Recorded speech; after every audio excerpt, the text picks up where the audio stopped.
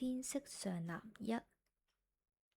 喺呢個世界，有一個國家，人民係一班身上有羽毛、有一對翼、兩腳直立嘅生物，自稱做翼人。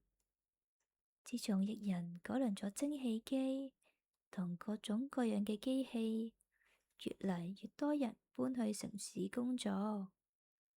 我哋眼前呢位囂族嘅 Kelly 小姐，就係初到城市嘅其中一位。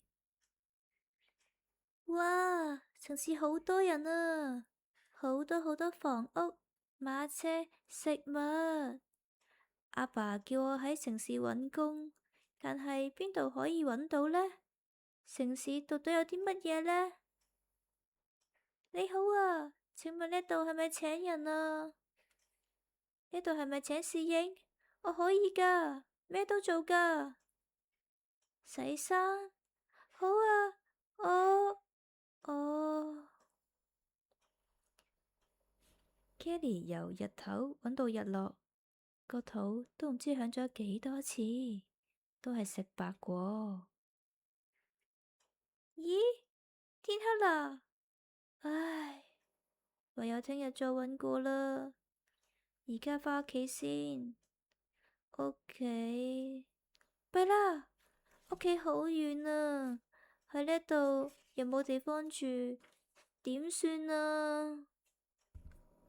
佢完全冇懷疑住宿嘅安排，身上仲要冇錢。喺呢個時候，佢停咗喺一間屋嘅門前，一間屋嘅主人咁啱行緊返嚟。咦，你係 Kelly？做咩喺度嘅？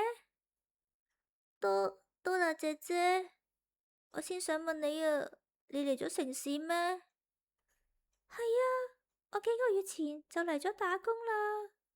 我租咗呢度嘅一間房啊。你呢？都係嚟搵嘢做啊？住喺邊啊？我今日先嚟到啊，仲未搵到嘢做，亦都冇地方住。哎呀，咁你入嚟瞓住先啦。我有啲炸饅餅，你盡情食啦。